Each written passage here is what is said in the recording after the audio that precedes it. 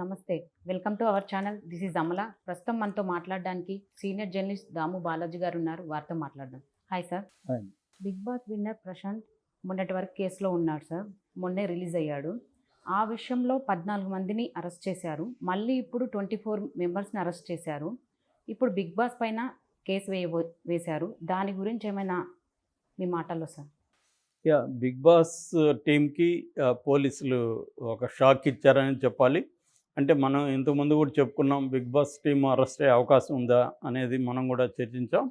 రెండోది సిపిఐ నారాయణ లాంటి వాళ్ళు కూడా అసలు పల్లవి ప్రశాంత్‌ని కాదు అరెస్ట్ చేయాల్సింది, మీరు అరెస్ట్ చేయాల్సింది బిగ్ బాస్ టీమ్‌ని, అట్లాగే దానికి హోస్ట్‌గా వ్యవహరించిన నాగార్జునని అరెస్ట్ చేయాలనేది ఆయన చెప్పాడు.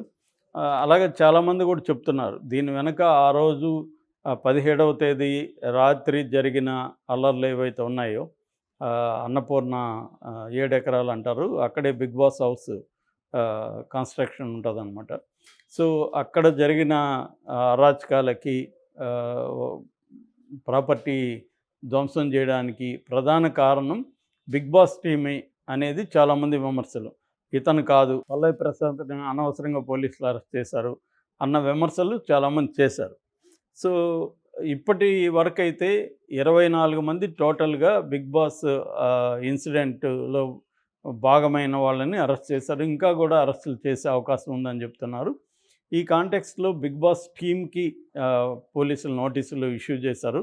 దీని మీద మీ సమాధానం చెప్పాలని. ఆ సమాధానం సాటిస్ఫాక్టరీగా లేకపోతే బిగ్ బాస్ టీంలో ఎవరైతే దీనికి బాధ్యులు, ఎవరక్కడ నిర్వాహకులుగా ఉన్నారో వాళ్ళని కూడా అరెస్ట్ చేసే అవకాశం అయితే కనిపిస్తూ ఉంది. మామూలుగా అయితే Bigg Boss team Endemol Shine India Private Limited అనే ఒక సంస్థ బిగ్ బాస్ని కండక్ట్ చేస్తుంది. అంటే బిగ్ బాస్ షో అనేది వాళ్ళే నడుపుతారు. దీనికి కావాల్సిన డబ్బులు పెట్టడం, ఖర్చు అంతా కూడా వాళ్ళే పెడుతున్నారు. సో ఇది ఈ ఫస్ట్ థింగ్. రెండోది నాగార్జునని కూడా నిజానికి నాగార్జునకి ఏంటంటే డైరెక్ట్గా ఈ ఇన్సిడెంట్తో సంబంధం ఏం లేదు. అతను ఒక హోస్ట్ అంతవరకే నాగార్జున. అంతేగాని ఈ అల్లర్లకి నాగార్జునకి ఏం సంబంధం లేదు. కానీ నాగార్జున మీద కూడా చాలా విమర్శలు అయితే వచ్చాయి. అంటే ఇటువంటి టీంకి అతను హోస్ట్గా ఉండడం, ఇటువంటి షోకి హోస్ట్గా ఉండడం కరెక్ట్ కాదు అన్న విమర్శలు కూడా నాగార్జున మీదకి వచ్చాయి. ఇక బిగ్ బాస్ పల్లవి ప్రశాంత్ గురించి అయితే మనం చెప్పుకున్నాం. పోలీసులు ఎందుకు పల్లవి ప్రశాంత్ని అరెస్ట్ చేయాల్సి వచ్చింది అన్నప్పుడు వాళ్ళ వెర్షన్ ఏంటంటే, ఇతన్ని మేము ఫస్టే వెనక్ గేట్ నుంచి వెళ్ళిపోమని చెప్పాము, ఎందుకంటే పెద్ద ఎత్తున జనం వచ్చారు, అల్లర్లు జరిగే అవకాశం ఉందని చెప్తే అతను వినకుండా ఫ్రంట్ గేట్లో వచ్చాడు. దానివల్ల గొడవలైనాయి. అప్పటికి వాళ్ళ తమ్ముడు 2 కార్లు రెంట్కి తీసుకొని వచ్చాడు. అప్పటికి మేము చెప్పాం, ఇక్కడ నుంచి వెళ్ళిపోయి వేరే దగ్గర ఎక్కడన్నా ర్యాలీ చేసుకోండి, ఇక్కడ ర్యాలీకి వెళ్ళకండి అని. సో అతను మాతో ఆర్గ్యూ చేస్తున్నాడు ఎక్కువసేపు. ఈ లోపల గుమ్మికూడారు. మేము ఇంకా బలవంతంగా అతను పంపిస్తే ఫ్యాన్స్ అయిపోయి ఈ బస్సుల్ని 6 బస్సులను ధ్వంసం చేయడం, పోలీస్ వెహికల్స్ని ధ్వంసం చేయడం, ఆ బిగ్ బాస్లో పాల్గొన్న అమర్దీప్ అట్లాంటి వాళ్ళని, గీతురాయలు, అశ్విని, వీళ్ళ వెహికల్స్ అంతా కూడా ధ్వంసం చేయడం చేశారు. సో దానికి ఈ మొత్తం ఇన్సిడెంట్కి పోలీసులే సాక్ష్యం. పోలీసులు ఎదురుగానే పల్లవి ప్రశాంత్ ఎట్లా రెచ్చగొట్టాడనేది మేమే చూసాము. డ్రైవర్లకు చెప్పాము, వాళ్ళ తమ్ముళ్ళకి చెప్పాము, ఎవరు మా మాట వినలేదు. సో అందుకని ఇతనే దీనికి కారణం అనేది వాళ్ళు వీడియోలతో సహా కూడా కోర్టుకు పెట్టారు. కోర్టు రిమాండ్కి పెట్టింది. అయితే వితిన్ 48 అవర్స్ బెయిల్ కూడా కోర్టు ఇచ్చింది. బట్ కండిషనల్ బెయిల్ ఇచ్చింది. అంటే ఎటువంటి ఫంక్షన్లో పాల్గొనకూడదు, ర్యాలీలు చేయకూడదు, మీడియాతో మాట్లాడకూడదు, అట్లాగే ఎవ్రీ 15 డేస్కి వన్స్ వెళ్ళి పోలీస్ స్టేషన్లో, జూబ్లీ హిల్స్ పోలీస్ స్టేషన్లో సైన్ చేయాలి. కానీ ఇతను మళ్ళీ జైలు నుంచి రిలీజ్ అయ్యేటప్పుడు కూడా సేమ్ మిస్టేకే జరిగింది. మళ్ళీ అభిమానులు పెద్ద ఎత్తున వెళ్ళిపోయి జైలు దగ్గరికి గొడవలు చేయడం, దాన్ని కంట్రోల్ చేయడానికి పోలీసులు తలప్రాణం తొక్కరావడం, ఇదంతా కూడా జరిగింది. అయితే పల్లవి ప్రశాంత్ మాత్రం అక్కడి నుంచి సైలెంట్గా వెళ్ళిపోయిన తర్వాత నిన్న పల్లవి ప్రశాంత్ శివాజీ ఇంట్లో ఒక పార్టీ ఇచ్చాడని చెప్తున్నారు. దానికి పావని, శుభశ్రీ, టేస్టీ తేజ, బోలే వీళ్ళందరూ అటెండ్ అయ్యారు. ఫోటోలు తీసుకున్నారు, హగ్గులు అవన్నీ వీడియోలు తీసి పెట్టారు. తర్వాత అక్కడి నుంచి మళ్ళీ బోలే ఇంటికి వెళ్ళారు, స్పై బ్యాచ్ అంతా వచ్చారని చెప్తున్నారు. ఆ వీడియోలంతా కూడా పెట్టాడు. సో ఒకటంటే మీడియాతో మాట్లాడట్లేదు కానీ ఒక రకంగా తను ఇండైరెక్ట్గా మీడియాతో మాట్లాడుతున్నట్టే. అంటే ఈ విషయం మీద డైరెక్ట్గా అయితే మాట్లాడట్లేదు, బట్ ఇవన్నీ పెడుతున్నాడు. సో ఇప్పుడు పల్లవి ప్రశాంత్ ఆలోచిస్తున్నది ఏంటంటే, తన మీద ఎవరైతే నెగిటివ్గా ఏ ఛానల్ అయితే ప్రచారం చేశాయో వాళ్ళందరి మీద కేసులు పెట్టాలి. 50 మంది లాయర్లను రంగంలోకి దించుతున్నట్టుగా చెప్తున్నారు. ఎందుకంటే ఇతనికి మొత్తంగా ఒక 60-70 లక్షలు డబ్బులు వచ్చిందని చెప్తున్నారు ఈ మొత్తంలో.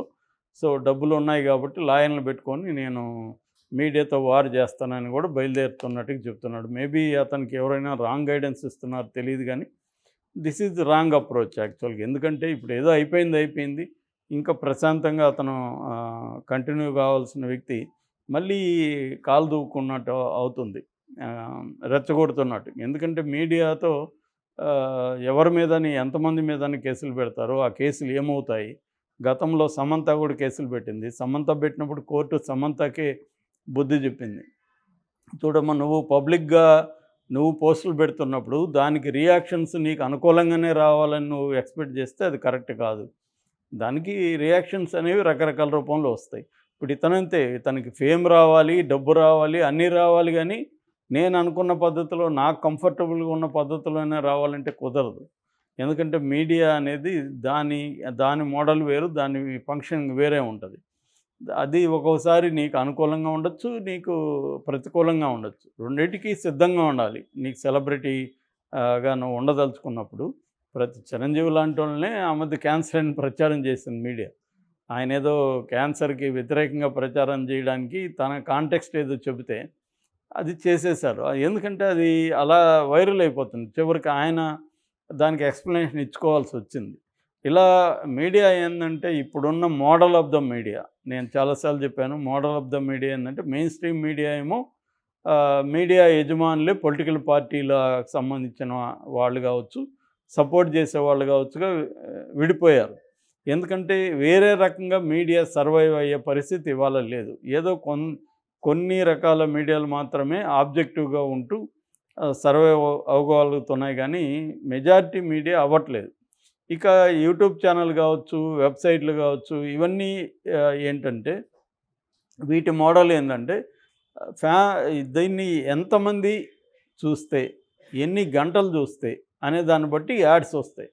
ఏది ఇంటర్నల్ యూట్యూబ్, దాన్ని గూగుల్ యాడ్స్ అంటారు. గూగుల్ యాడ్స్ దాంట్లో నుంచి కొంత యూట్యూబ్ అనుకుంటే ఫర్ ఎగ్జాంపుల్ 45% యాడ్ రెవెన్యూ అతను తీసుకొని 55% యూట్యూబ్కి ఇస్తాడు. అది కాకుండా బయట ఏమన్నా పాపులర్ అయ్యి సబ్స్క్రైబర్లు బాగా ఉంటే కొద్దిగా కమర్షియల్ యాడ్స్ దొరుకుతాయి వాళ్ళకి. సో దీంతో సర్వైవ్ కావాలి. నిజానికి యూట్యూబ్ ఛానల్ అన్నీ కూడా స్ట్రగుల్లోనే ఉంటాయి, ఏవి కూడా ప్రాఫిట్లో ఉండే పరిస్థితి లేదు.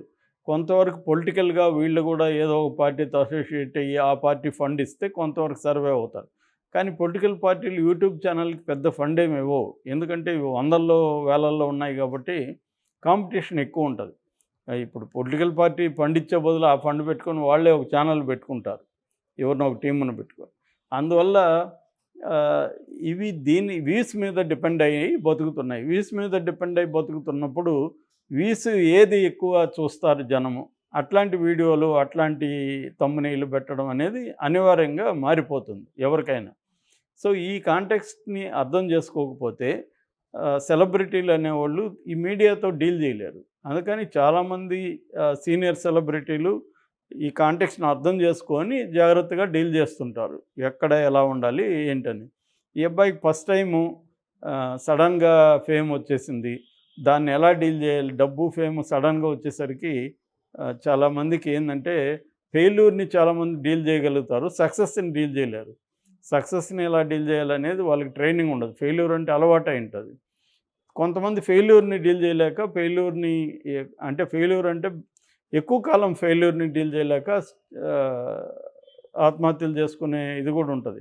కానీ సక్సెస్ని డీల్ చేయకపోతే అది క్రైసిస్లోకి వెళ్ళిపోవడం, మళ్ళీ కింద పడిపోవడం ఇది జరుగుతుంది. సో ఈ అబ్బాయి ఏంటంటే ఇదొక పెద్ద, అతను సాధించింది ఏమి లేదు దీంట్లో. నిజానికి అదొక షో. అది ఆ షోలో వాళ్ళు ఒక అండర్ డాగ్ని పైకి తీసుకొస్తే వాళ్ళకి పేరు వస్తుందని చేసిన క్రమంలో లక్కీగా ఇతను అక్కడ ఆ ప్లేస్లో ఉన్నాడు.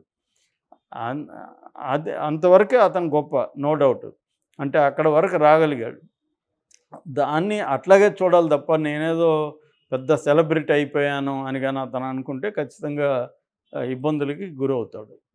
అంటే సార్ ఇప్పుడు బిగ్ బాస్ షో మీద కేసు వేశారు కదా, ఉమ్. ఇప్పుడు అది రన్ అవుతుందా, ఆగిపోతుందా సార్? అది ఇప్పటి వరకైతే రన్ అవుతుంది. ఎందుకంటే ఏ కోర్టు కూడా దాన్ని ఏం బ్యాన్ చేయలేదు. రన్ అవ్వకపోవడానికి ఏం లేదు. రన్ అవుతుంది ఖచ్చితంగా. ఇవన్నీ కూడా నేను అనుకోవడం బిగ్ బాస్ ఆ టీమ్‌కి మంచి హెల్ప్ అవుతుంది. ఎందుకంటే ప్రచారం అవుతుంది. నెక్స్ట్ సీజన్‌కి ఇది హెల్ప్ అవుతుంది. కాబట్టి వాళ్ళకొచ్చే నష్టమేం లేదు. ఇవన్నీ వాళ్ళు ముందే ఊహిస్తారు. లీగల్ టీమ్ ఉంటది వాళ్ళకి గూడా.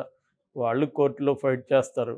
కాబట్టి వాళ్ళకి పోయేదేం లేదు. వ్యక్తులుగా పల్లవి ప్రశాంత్ వాళ్ళకి ఇలాంటి వాళ్ళకి ఇబ్బంది తప్ప, ఆ సంస్థ దానికి రెడీ అయ్యి ఉంటుంది. కాబట్టి వాళ్ళకి ఏం లేదు. బ్యాన్ కూడా అయ్యే ప్రసక్తి అయితే కనబడలేదు.